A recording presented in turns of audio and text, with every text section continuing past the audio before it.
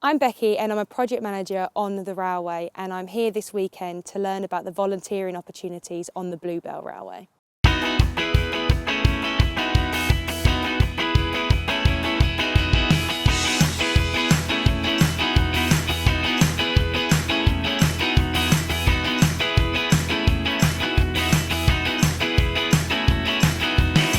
So my first job of today is to clean out some locos in the loco shed, and it's already freezing cold out here, so I'm assuming it's going to be pretty cold in there too. How important would you say volunteers are to the Bluebell Railway? Quite simple, really simple. If there weren't any volunteers, there wouldn't be a Bluebell Railway. It is as simple as that. Without volunteers, you couldn't actually financially run it. You couldn't run it, no. Do any of your friends volunteer? Are you Loads of my friends, most of my friends all volunteer up here. They also volunteer at other railways, but we all met here. Volunteering here, I've been about 23 years now. Started off when I was 11 years old and never left. If anyone was thinking of volunteering, and they're thinking, I need to do some volunteering but I don't know what to do it in, what would you say to them to do if they're thinking of coming here? It's not just, you don't just volunteer in loco, there's signals, there's station staff, there's customer services, there's working directly with the public, there's museum, infrastructure. Infrastructure, so, the building of the tracks, maintaining the carriage and wagon workshops. It's a massive loads spectrum of jobs.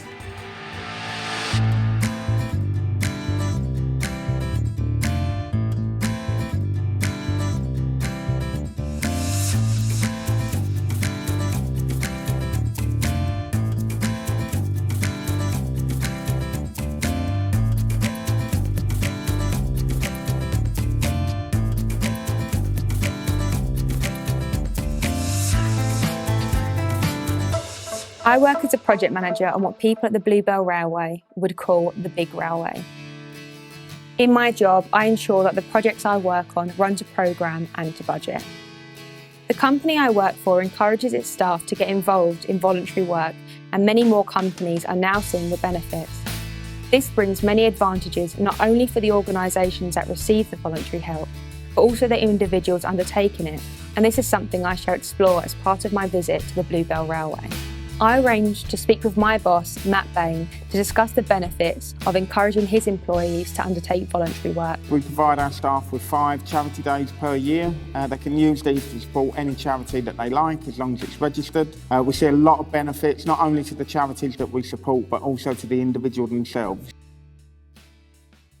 So what are we going to do now? Well, I'm going to empty this out on the ash pile. Yes.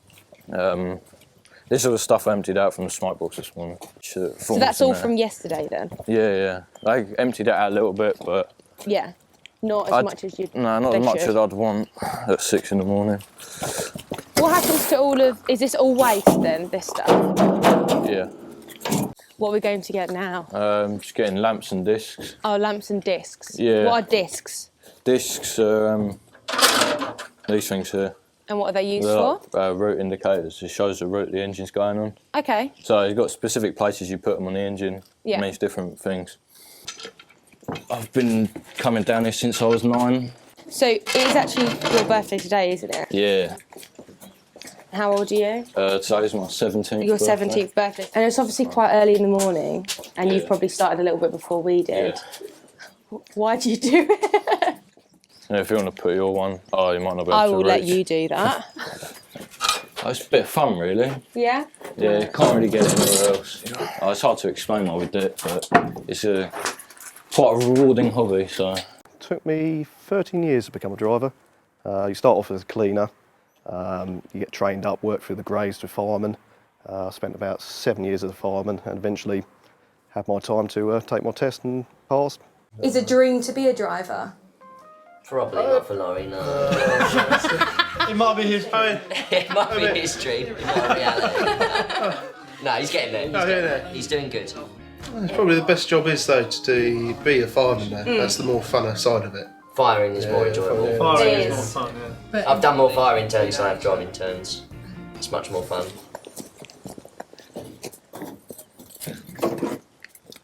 Now we're getting the lamps. Yeah. If it stays foggy, we have to use the rules say you've got to use lamps instead of discs. Oh, it's like a fog light, for example. Like Yeah, that kind of thing. the rule book says if it's in fog or falling snow, then you've got to use lamps which are lit.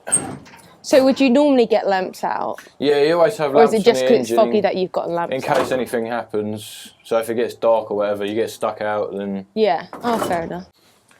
Before I take them back to the engine, I'm just going to check them. They've got paraffin in them.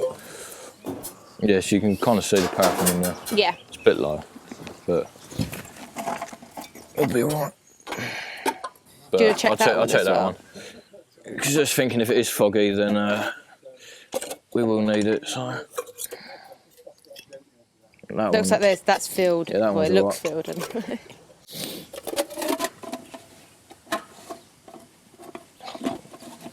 So when you're going up the line, you'll have two lamps on the front. Yeah. And when you're running round a light engine, you'll have one on each end. Okay. But this is this is gauge class lamp, so Okay. it lights up the water when it's dark. So do you have to work yourself up to get to those driving jobs and to the fireman jobs, or can you start off straight away with those ones? No, you have to start. You have to start off as a cleaner and you work your way up from there. What are the ranks? So cleaner first. Quite simply, cleaner, fireman, and driver.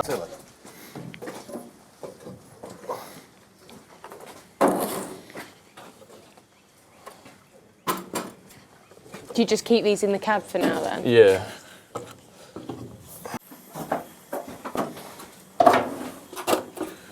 So has this helped you in the engineering industry So- you're in? When I first came down here, I was always looking to try and do something at the weekends. Yeah. So decided to start volunteering here. So I'm a cleaner here, so a cleaner that's done his rules, so I'm sort of on the way to becoming a fireman.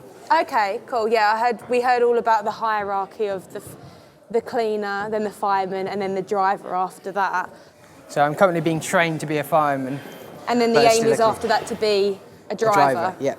So I'm dipping the old rags in a combination of oil and paraffin, which have been used to clean the engines previous days. Yeah. And then just putting it in the firebox and a bit of wood on the fire that's already in there. So obviously these rags, like you were saying, were used to clean the engines Yeah, beforehand, they so would it's have not been. like you're using new clean rags to do it. Well, yeah, they're either old rags or they're rags which will be no good for clean engines, going to scratch your paintwork. Yeah, So I'm still putting them to use. definitely. And so how often do you have to put like more wood on there?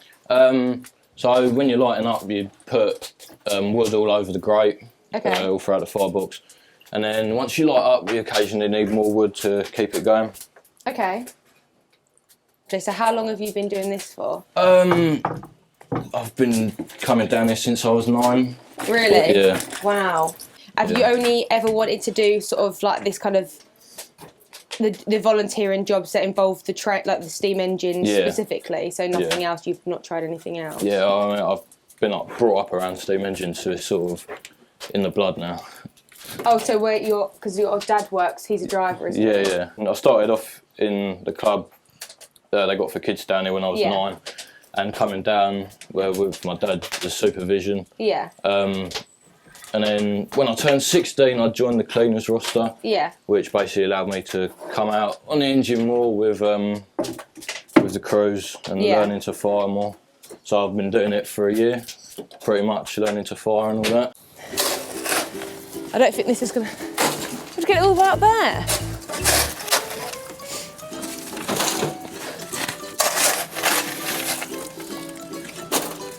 Should I come the other side? Yeah. Sorry, Ben. Right. Is there a technique of Yeah. how, like, what? So, get a little bit on, and then you want to swing, have your arm right back, and then just in one movement, up and over. Yeah, like that. I got some of it out. But rather than just fling it in, like, place it in like that. I'm getting slightly better.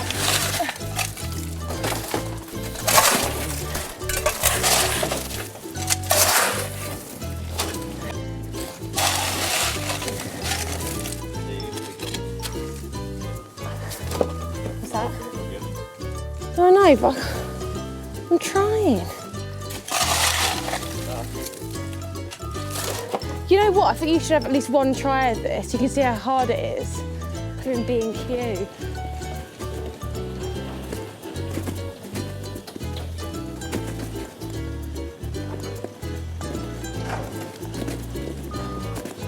Right, do you reckon there's a technique to it?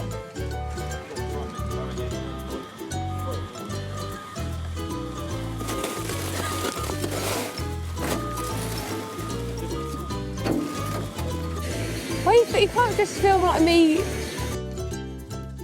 Guys, would you say that cleaning is the worst job to do? It's not the worst No, job. it's not the No, worst job. no. What is quite the worst rewarding. job? Smoke boxes are quite bad. Yeah, doing the Smoke boxes are quite bad at Yeah. the end of the day. You do have the option to do them the next day, but that upsets a lot of people apparently when it's Well, cooler the ash and plants easier are to right, get. yeah. What is a smoke box? It's the bit at the front of the engine where all the ash All the collects. smoke goes and everything. The smoke goes up the Smoke chimney, and ash but all it's where all collects the ash collects. It's the one that you helped shovel out. Oh, that one? Yes, Oh, yeah. yes. I remember now, that was a horrible job. Yeah, skills that I've sort of picked up and learnt growing up in the railway, working with others, sort of leadership skills, taking control of situation as a driver, and coaching others and helping them progress. What would you say are your favourite things about volunteering at Bluebell Railway? Meeting different people from different backgrounds, different eras, older people, younger people, just know what they do. There's some old BR drivers here, so learning stories back from their past. And just, there's so many people up here, it's great learning, seeing what people do. It's quite a nice thing to have on your CV because it shows that you're capable to contribute to something else and you're not worried about the money. One example that I was asked in an interview was, how do you cope under pressure? Give an example of when you've been put under pressure. Oh, that's a classic one, isn't it? You can go, well, when I was at the railway, we were running low on water and steam. Yeah. So you have to make a priority call, which is the most important? Is it the water or is it the steam? Yeah. And people always, and if you So use that what as is more important? But the thing is, water's more important because if you run out of steam, you've still got a fire, if you run out of water, then it becomes a ticking time bomb because obviously there's nothing to cool down the boiler internally. But then you can also use it as time planning, so you explain how you know that it's going to be uphill, so you start building the fire up, half a mile beforehand and stuff like that. It gives you examples which people go, actually, the guy that talked about steam trains? I suppose it makes you more memorable, I suppose, Yeah, exactly. When you start off, because I honestly thought that 50% of the volunteers would be people who'd worked for British Railways. Yeah. It's probably about less than 5%. Really? Do you get a lot of different ages? Quite good because it's a big pool of different age groups that just everyone gets along. And there's not many places you see where you'll have like people in their 50s, people in their 20s, all just mixing together, getting along quite happily, as if it's like no difference in age at all. I started when I was 10 years old in the 9F club, the kids club here. So I did that until I was 15. I went away for a couple of years, tried a few other railways, sort of tried my hand there, and then came back here and never left. You have to do a test to become a fireman? Yeah, so when you start as a cleaner, as you come down, you start cleaning. Through cleaning the engines, you learn what various bits of the engines are. You learn where not to touch, where you can touch, which bits are hot, which bits will crush your hands, all that sort of stuff. And then after you've done a few turns doing that, you'll come onto the roster properly. So you'll be allocated turns, which means you can then get out onto the engine as a third man, as a trainee. And you'll go out with a crew. So you have a driver and a fireman booked on the engine, you go out with them, and you learn how to fire. Your first few turns, you'll be learning sort of where bits are on the lines. You'll be learning where various signals are, where basic hills are going to be and things like that. And you'll be learning things like hand signals and stuff. And then as you progress more and more, you'll get more and more involved in learning how to actually fire the engine. So the fireman will teach you sort of when to start putting coal on, when to not put coal on, when to put water in the boiler, and basically how to operate the engine safely. My name's Ben. I volunteered here when I was very young. I started in the 9F club from when I was 9 to 16 years old. Do you work in the workshop exclusively? No, I do a bit of both. So I'm in the workshop fixing them as well as out here and playing with them as well. I love the history around it. History and the history of the industry of the railways is something which has always interested me. My name's Harry. I'm 21 and I've been working here for the last 3 years. I help do the overhauls and the maintenance on the steam locomotives. Go from anything from fitting stays to adjusting brakes under supervision and things. Currently working on Project 27, which is a South Eastern Chatham P-tank. It's also known as Primrose, or its actual number is number 27. We've got another 2 here. We've got Bluebell, which you might have seen, and also 178. Work for the bigger railways, service engineer, and keep the mainline fleet running day to day. This is the original cab off of 27. But it looks quite presentable. There's a lot of plate work that needs replacing it. After 100 years and being out in the open, there's a certain amount of repair work that needs to be done to get it back into a serviceable condition. We've been working on 27 about 2 years now. We're expecting another 5 years or so, but it all depends on obviously fundraising. We're still raising money towards restoring the engine. Currently we've raised about 35,000, but we're looking in the region of about 150,000 to fully finish the engine. So I've done a level 2 craft course that was 2 years at college, and now I'm doing a level 3 diploma in engineering. This gives me the practical skills to go and then do the assessed pieces at college, so doing a lot of the machine work and things here allows me to go on the machines at college and complete all the tasks there. It seems like there's a lot of camaraderie here. Tell me more about that. Oh yeah, yeah. I mean, you won't be short of making new friends or chatting to people here. There's just so many people. There's an absolute mass variety of skills for people that come in on the workshop. So you have people which have done engineering as their jobs and they're retired now, but they want to keep occupied still. So they come in and they're really handy because they can work on the lathes and they can get their head around fitting work. Yeah. Equally, we have people which come in which have no experience, but that's fine because, they're here to learn, as is everyone. You never stop learning, so, it really doesn't matter what skill set you have, there's always something for you to do. I've just been born into it, so it's just part of my life, really. You couldn't live without it. It's a lot of it. It's like coming down the pub is one of the things with your mates and stuff, and also you're working with your mates as well during the day. It's a good atmosphere there. Yeah. You've got like friends there, so it's sort of like a social thing as well. Yeah, it is. Yeah. It is. Yeah. I was keen to find out how volunteering here can help with the day job, and caught up with brothers Matthew and Steve to ask them. I think it taught me quite a lot of skills that now I use in the industry I'm in. What industry are you in now? I'm in the theatre industry. Okay. Lighting for musicals and things.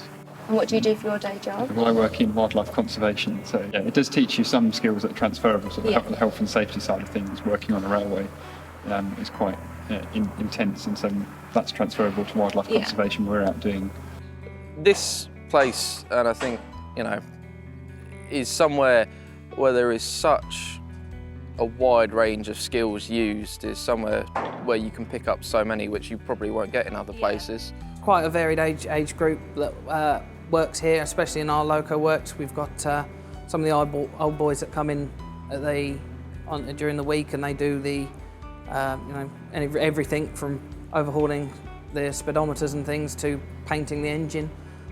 We've also got quite a group of keen youngsters involved who come in at the weekends when they're not working or at school and college, and they come in and do their bit. So it's very varied in all the people that come here. It's given me a background in railways, familiarity, which helps me move into my current job. I work on a railway full-time, Laurie works on a railway full-time, and it's a good bit of hands-on experience. It's good on your CV, I suppose. Yeah, it's like you say, it's a skill set. I mean, it's nice to be recognised from railway bodies to say, all right, he's involved with the Bluebell, hands-on experience. Yeah. It's a good bit of mechanical knowledge, understanding of, let's say, how a steam engine works, or generally how, and safety.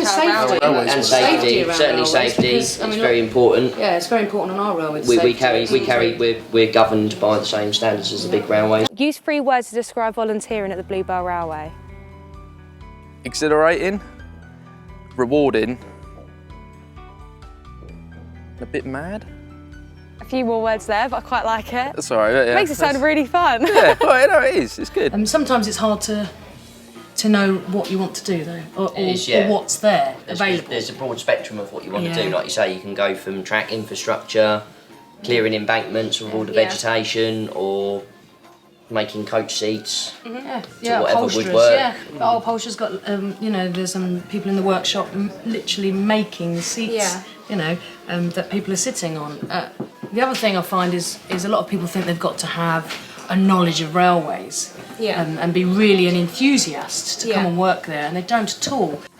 Yeah, you meet all sorts of people there, really. Everyone does all sorts of different things. It's weird. Yeah. Yeah, everyone does something different, so it's quite good to be, meet some different people whilst you're down here, find out what they do, and also all the time you're learning from them as well. The whole time you're down here, you're learning on the footplate. Everyone's got different skills, so it's that good comradeship and also learning off one another. I have a gardening business, and I started off helping out with the gardens and the grounds at Sheffield Park. And so in 2014 I started a transition to become female. Yeah. And I think since then my involvement with the railway on a volunteer basis has been to promote equality. When I came here I started doing some woodwork, and not long after I started, the manager that was here at the time said, have you ever considered doing upholstery? Yeah. So I said no. And he said, would you? So I said, well, okay, yes, I've never done it before. And he had 2 ex-British Railways trimmers that had done it for a lifetime career. And they were here, they were in their early 80s, and they were going to retire. And he wanted somebody to teach a new person, a younger person, the skills. Well, I've been here 14 years. Okay. Been here about 10 now. So when did you start? When you were quite young, I assume? Yeah, roughly it was about 9, and then carried on ever since. So I did 9F Club from 9 till 16, and then 16 onwards was on the roster with everyone else out in the local yard. So where do you guys volunteer now? Where do you spend most of your time when you're here? Most of the time on the engines around the yard, so we do all the cleaning jobs, all the clean duties, and then on the footplate helping run trains up and down the line. Did you try loads of different jobs beforehand, and then you sort of set yourself on this, like on where you are now in the workshop and on cleaning and everything, or have you chosen just to do cleaning and you just liked it so much? Just sort of got stuck here, really, didn't we? Stuck here. Started when you was 9. How many years did it take? Years or months to work yourself up from cleaner to fireman to driver? About 8 to 10 years. 8 to 10 years? To driver, yeah. So how long have all you lot been doing it for then, volunteering?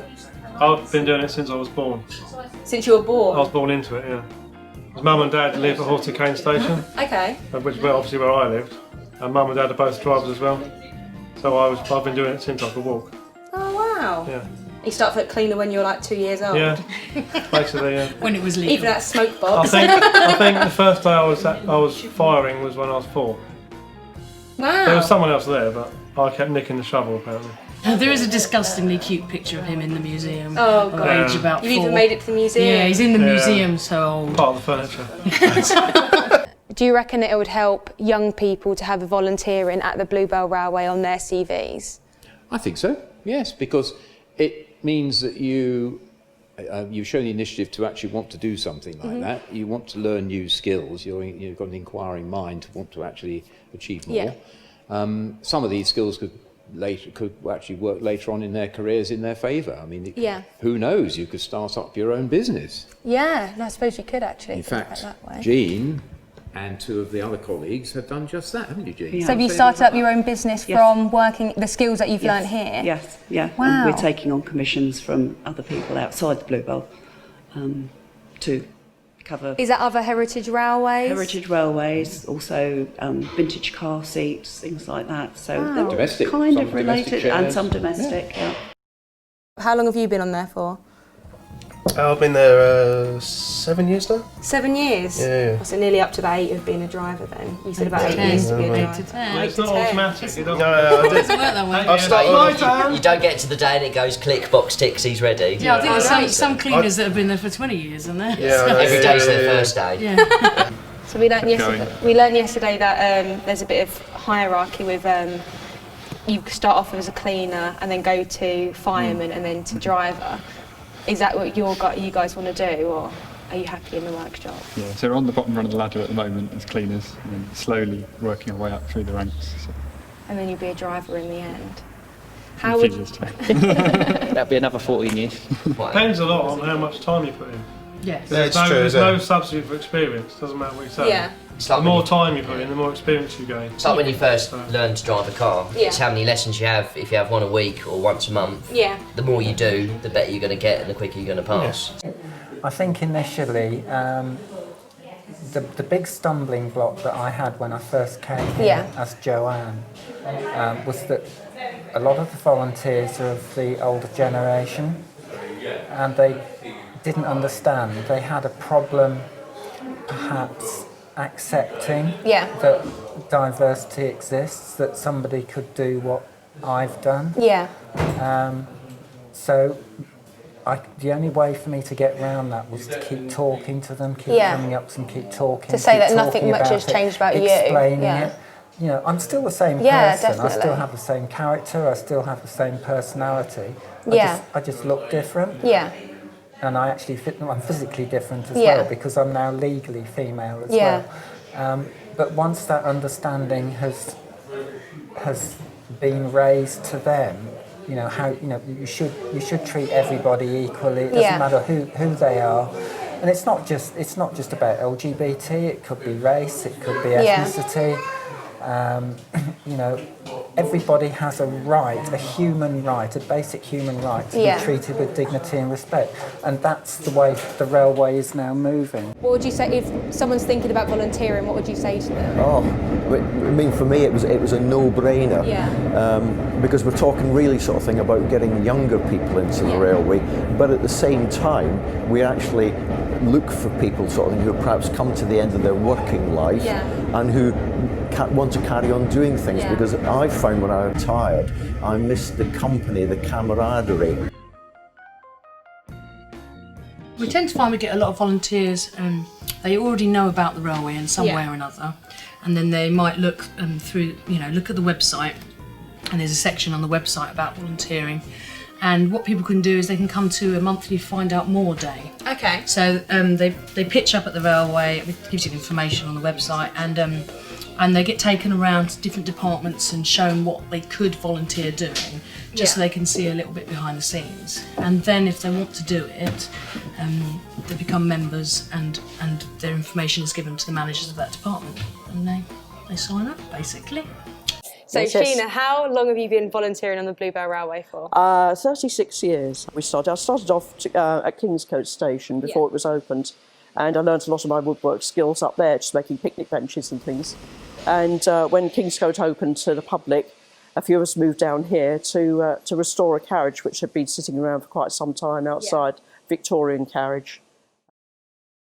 If you had to sum up your voluntary work here in 3 words, what words would you use? I would say it's achievement, fulfilment and comradeship. What do you like the most about volunteering at Bluebell Railway?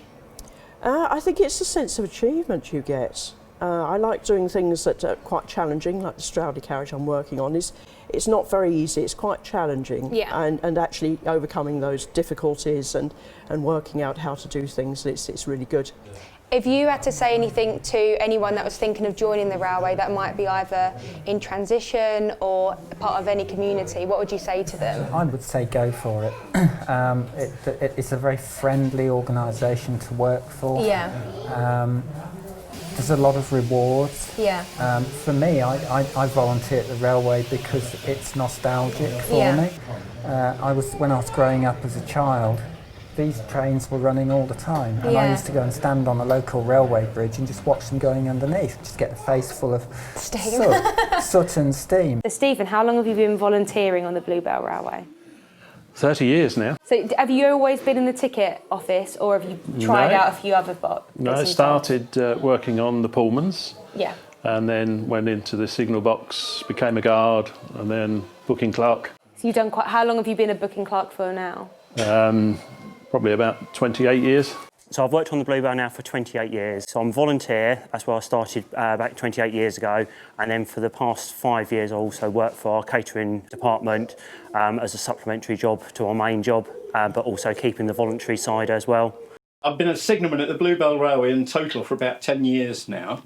However, I do have a history of signalling on heritage railways because I used to volunteer on another heritage railway in the northeast when I lived up there for 16 years, and another heritage railway for 3 years when I lived in the east of England. Have you always been volunteering then? Yes. All the time? Yes, So you have I've never worked as a professional railwayman. You haven't? No. So you say you've been volunteering now for 28 years. Yeah. What keeps you coming back? I enjoy the work. It's great fun. Meet people all the time. Yeah. And staff as well as customers. Yeah, a lot of people have said that one of the key things that they enjoy about working here is the sort of social element of it. Yeah, it is. If someone was thinking of volunteering for the Bluebell Railway, what would you say to them? Oh, come and see the taster days, go and see all the departments, see where you want to work. You'll fit in somewhere. Yeah. You'll have a really good time as well.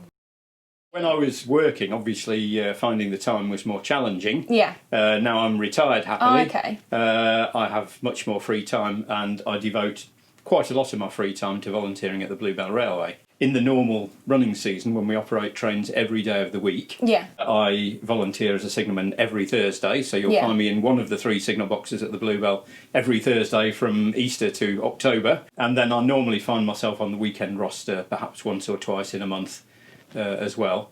And I have another volunteering role at the Bluebell Railway, which is non-signalling related. So today I'm the station master here at Horster Canes. So this is the uniform for the Southern Railway from the 1935 period as they would have dressed back at that time. Yeah, so we heard earlier on that each of the stations is in a different time period. So this is obviously set in, is it the 1930s you're just saying? So would every other station master be in a different uniform then? Yes, so each of the stations different period, as you say. So the Sheffield Park is 1880s, 1890s. So the station master there is more in a sort of frock coat style. Then here at Horster Canes we're 1930s.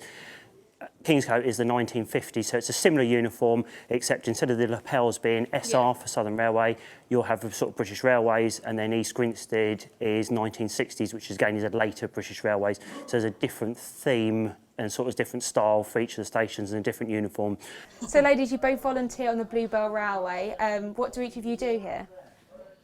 Well, I have 4 roles. I'm a booking office clerk. I work on the platform at Kingscote as well as a porter. I'm a travelling ticket inspector, TTI is what we call it. And also I do the Santa Special trains as a steward. Oh, right. So I like a bit of variety. A lot of different jobs there. And what do you do, Jane? I work in the booking office up at East Grinstead, and I also help with the Santa Specials, but mostly on the platform. Chaz mentioned that he undertakes other voluntary work here at the Bluebell Railway, and I was eager to hear more about it. I lead a small group called the Friends of Sheffield Park, who actually do maintenance and building work and generally look after the fabric and everything in and around Sheffield Park Station. So we paint, we clean, we decorate internally, we repair minor things that need fixing on a weekly basis, and we meet here every Wednesday, 50 weeks of the year. So that's another day that I spend at the Bluebell Railway. Is there a group of people that do that for each one of the stations going along? Yes, there is, and some of us are more active than others. We founded the Friends of Sheffield Park group probably about 7 or 8 years ago, and since that time we've been constantly active. A very enthusiastic group. We normally have 8 or 10 people a week come along, and we assign tasks for them to do. And really, the whole presentation of this station is down to the efforts of that group. It's got the sort of the steam bug at a very young age. Came down here for my 2nd birthday, and since then always wanted to volunteer on the railway. As soon as I finished GCSEs, when I was age 15, decided to come down and help on the railway, and just never left. Have you done a lot of other volunteering jobs at the Bluebell Railway? Because obviously there seems to be quite a varied range of jobs that you can do. There is. I do quite a few different roles. As you see me today as a station master here at Horster Canes, I also do booking office, so selling tickets. I'm also a signalman here at the station. Do a lot of the commercial side, so as a railway we need to advertise the railway to the public to bring more passengers in. So we have a publicity stand that goes out to big county shows, tourism fairs, wedding fairs, different events. So I'm involved with that. Also involved with publications, or used to be on our editorial team for our Society magazine. Also work on the fish and chip trains. Wow. We do that sort of 12 times a year in the evening, so part of that team. Also, Wilden Rambler, we do an afternoon tea service on the train, so involved with that, which is for now 11 years since day one. Work on the Pullman, so a rail train, so there's a huge different variety. I'm always got a different hat on, such for all different roles. Do you remember your first days at the Bluebell Railway? Well, I first started on the platform at Kingscote, which at that time was a terminus. So it was really nice to mix with all the passengers that came off and talk to them. I remember that very much on my first sort of days. Yeah. Of course, it's no longer a terminus, so it's a bit A little quiet bit different these now. days. Definitely. Do you remember your first day, Jane? Yes, I remember walking in and Leslie was there and she did my first stage training and I was thinking, oh, thank goodness, I was frightened that there was going to be somebody might be a bit stern, but there was Leslie and she was smiling. And she was very patient. Probably some departments attract more younger people than others. There's Yeah. inevitably great enthusiasm in the locomotive department, you know, and what kid doesn't want to be engine drivers?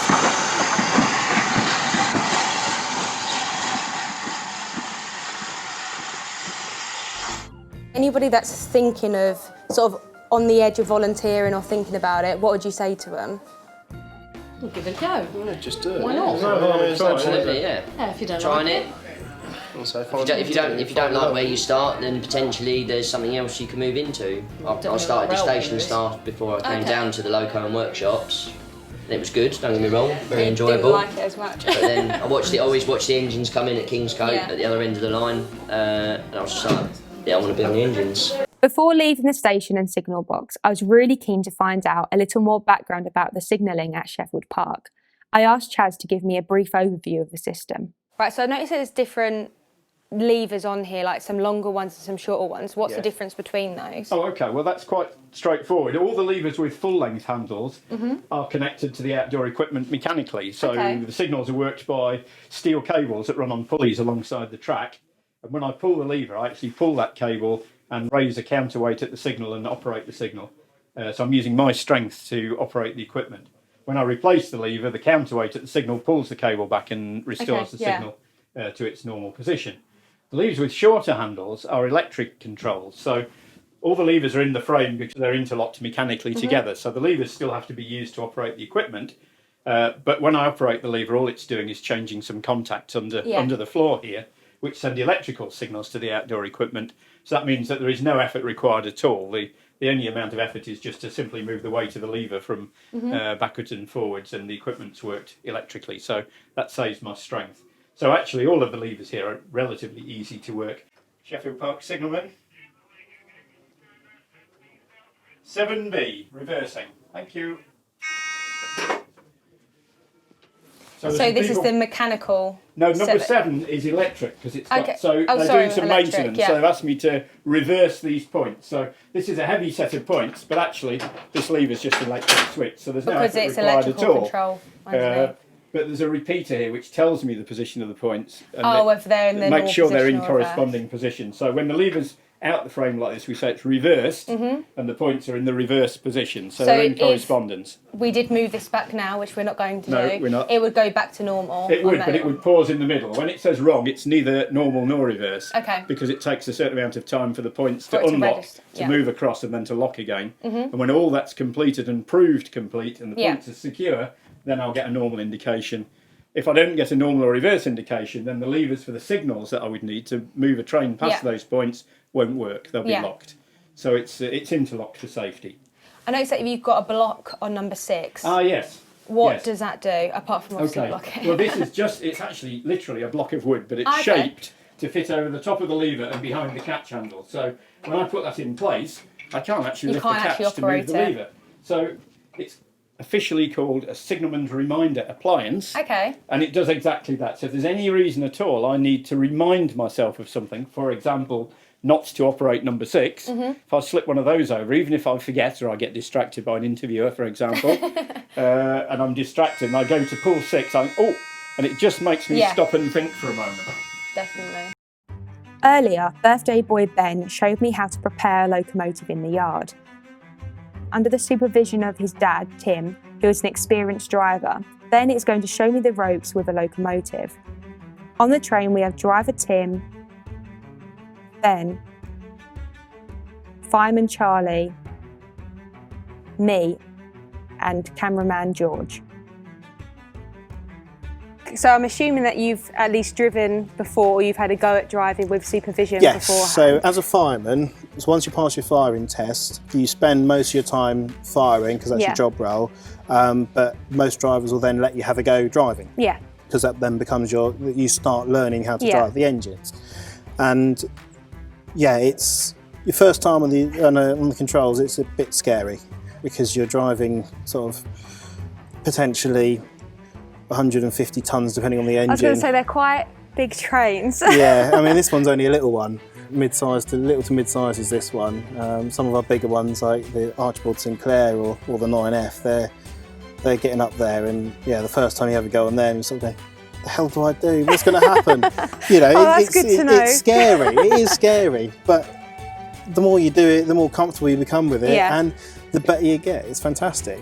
I mean, I revel in the fact that I can come down here and I get to play with this. Yeah. Before I get to drive, with Charlie's help, I need to set the points using a ground frame. Which is what you've got in your hand? Yep, just key. Yep. Key. Oh my gosh. I'm being trusted to do something. I'm assuming it's in there. Yeah, so this one unlocks everything on the frame. Mm-hmm. So we just pull that over, you put the key in and turn it. What way? Clockwise, I think. That's it. So that's unlocked that lever. Mhm. So pull that lever towards you. That's it. All the way through. And we do number one. God, I'm so cool. It's actually really stiff. Yeah, not easy. And number three, this puts the points over. Might need both hands for this one.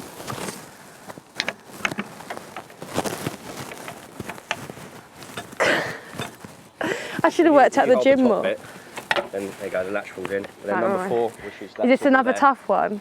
No, this one's alright. Just that signal there. See? Alright. The signal's now green. Oh. Pull it all the way back. There you go. And it's locked. Yep. Cool. That gives them a green signal, so we can run all the way down there now.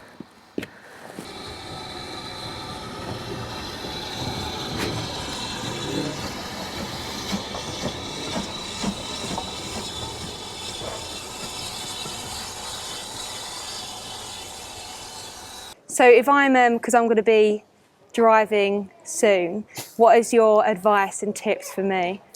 Take your time. Don't be too scared. Listen to everything you're told, and don't worry, because whoever is behind you, helping you, will guide you along on every step of what you do. And they'll definitely come in if I'm doing They anything will, unsafe yeah. anyway. They will. They'll make sure you don't do anything that's dangerous. But it'll be a fantastic experience. Oh, brilliant. You get like the proper small stuff like that. Like, explain it like I'm an actual idiot. Right, forwards or backwards, Yeah. you can see on the gauge where it says mid, that's like neutral. So anything this side of it is going backwards, anything that side of it's forward. Okay. This is really nervous. But it's already in full forward, so... So I don't need to touch that? The trick is just to be gentle with it. Yeah, when you open the regulator, don't do it like a lot, do it a little so you see yourself start moving.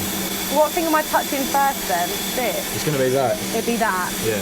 And that's like your accelerator basically. Same brake first, same brake first. Which is that? Yeah, so when we get the right way, you see it pushes in there, so you pull it in, you put it all the way forward, and then lock it. So I want to pull that all the way that way? Yeah. Right. It's going to sound really cute. So when we get the all clear to go, I pull that forward and then like pull it forward, try and lock it and then go all the way. You see on the back there, Yeah. there's like a spring. You pull that in, Yeah. and then push it all the way forward and let Pull go, this in, and it will push lock it all in. the way back and it locks in that Yeah, way. and the teeth. And yeah. then I And then you start on open this that a little bit. slowly. Yeah.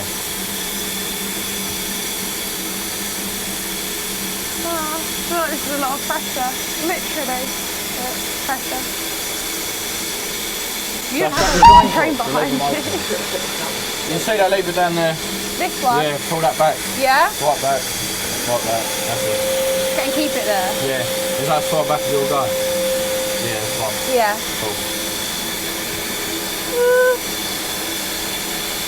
What that does is it lets all the condensation and the water out of the cylinders. Okay. They can't compress.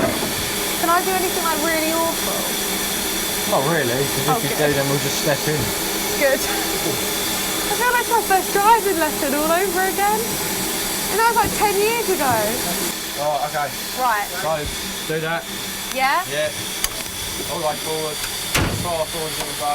Yeah. Yeah. Did I get it? That's forward. Okay. And open the regulator a little bit. Slowly, yeah? Yeah, a little bit. Open it more.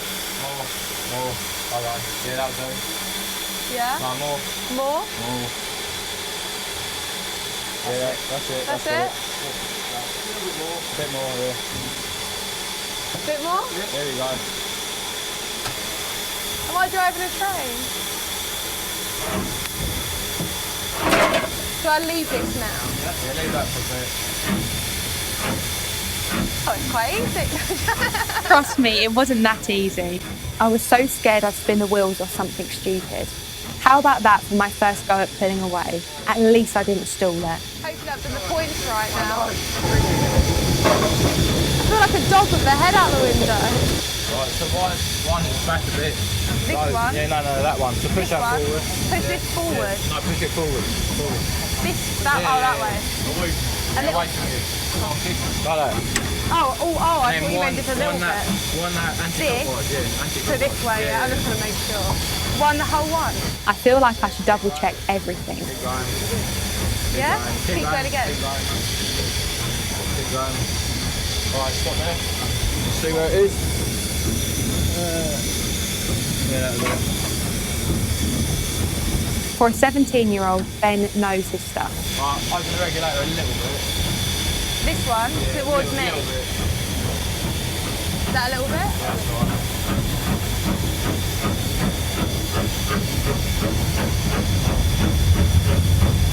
This is where it's panicking. It's going faster, so I'm like, We're going down a little bit. But move out that way. A tiny bit, that's it.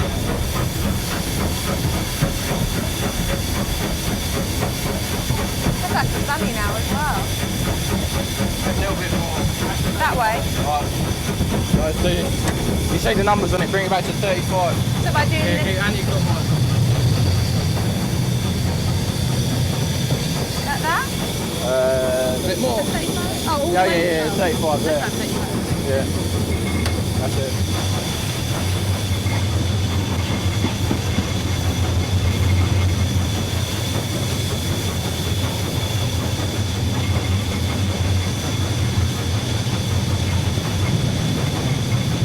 Right, and open the regulator a bit more. That's that? Yeah. Towards me, yeah? This regulator controls the steam from the boiler to the cylinders. In other words, how much pressure of steam is available to the cylinders. Opening it up like this makes the locomotive go faster.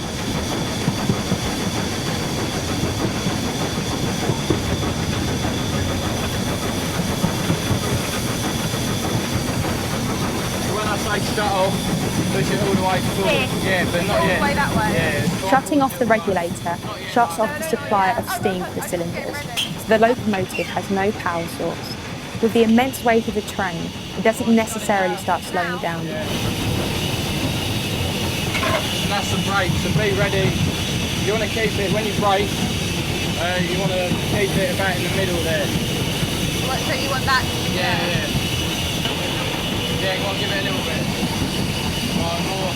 You can hear it. More. Yeah, do it right there. But not too much, otherwise the water will disappear. On a downhill gradient or slope, the brake needs to be applied to regulate the speed. Keep it like that, and then run in position again. Braking also uses valuable steam to work, so we have to keep an eye on the pressure gauge. Yeah, so you want to keep doing that, now keep on top of it, it's alright. Don't let the speed get away from you. Yeah. Like that. Like you're in a car, keep it So constant keep doing speed. now? Yeah. You just on the track then? That's it. Yeah. Go on, do it again. Keep it there, keep it there. Keep it like there? A bit more, a bit more. A bit more like extra.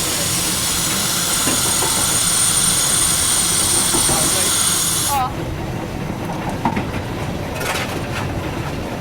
And again. Still there.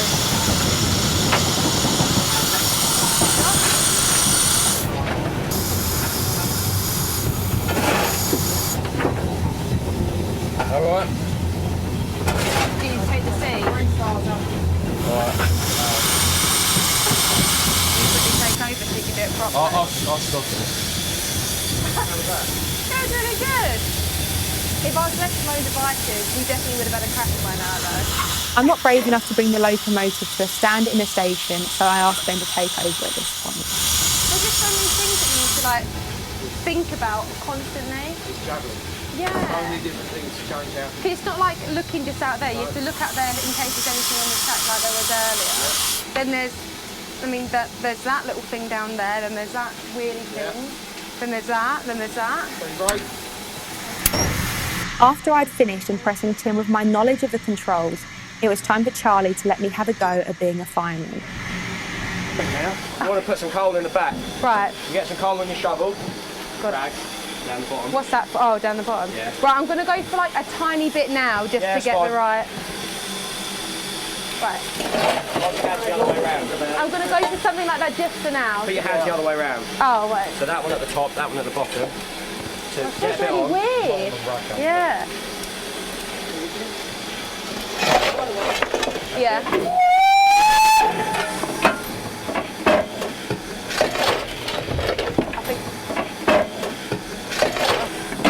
I'll do some on the left-hand side. Oh, what is the left-hand side? Left and right, same on the steering. And on the right. Do some of the I was lunges going to now. say.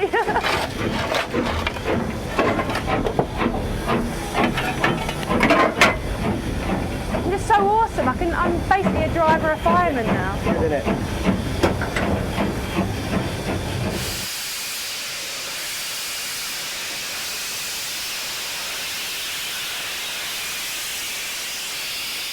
After the excitement of my day on the footplate, there was one more thing that was intriguing me and I forgot to ask. How would you stop the train if something went wrong in the carriages? I'm certain that my driver and fireman friends in the pub will know. I've noticed in the loco that it's very far away from where the passengers actually sit.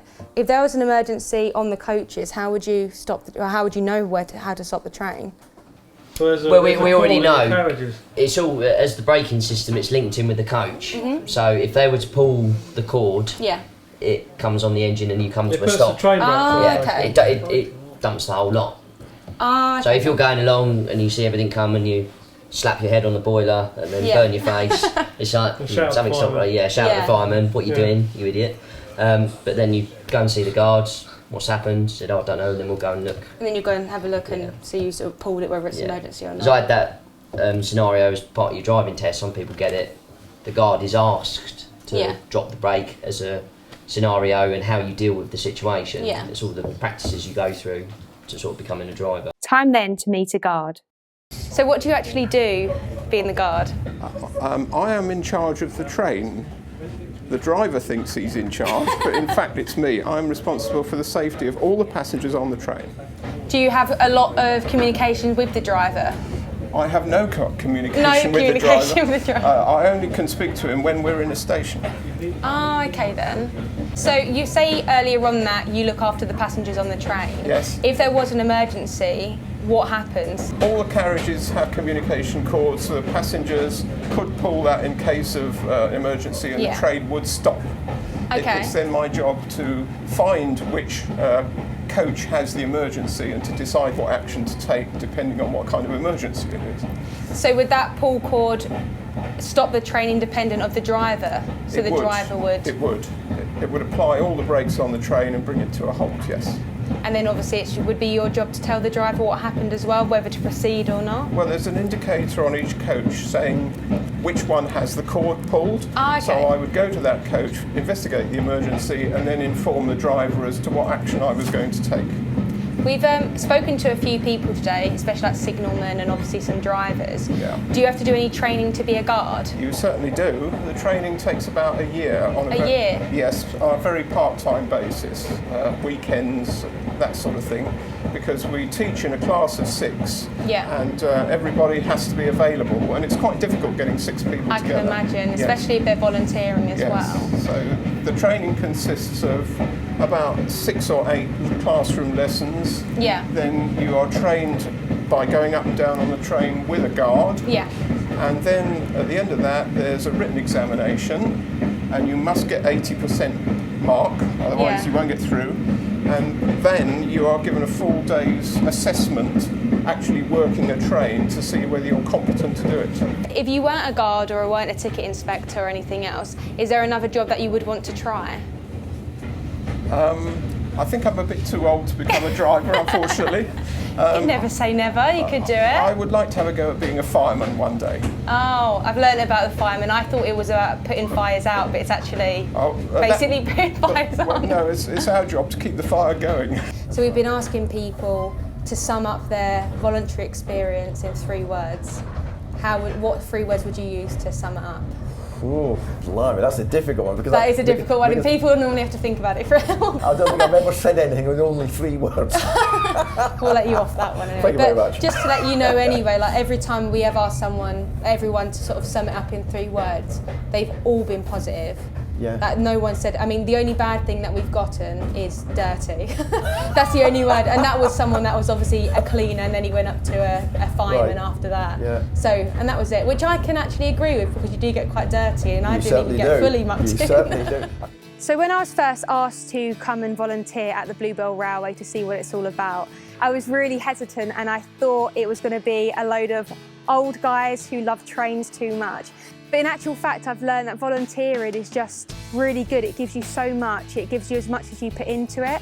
And I've had so many brilliant experiences, met so many good people. So I found that there's loads of diverse people from all different walks of life, all different careers, just working together in a community and really spending their time here but getting a lot back. I've seen everything that the Bluebell Railway has to offer, and that's made me reflect a lot on voluntary work in general, really, as in it's not just about the time that you give to that voluntary work, it's about what you get in return.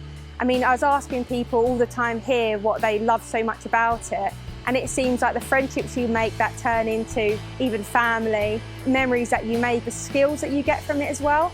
It seems like with volunteering, you just get so much more back than what you actually give. And it has inspired me now to volunteer myself, maybe somewhere a little bit more close to home than the unique Bluebell Railway, because it truly is somewhere that's totally unique. Then he gives us another one.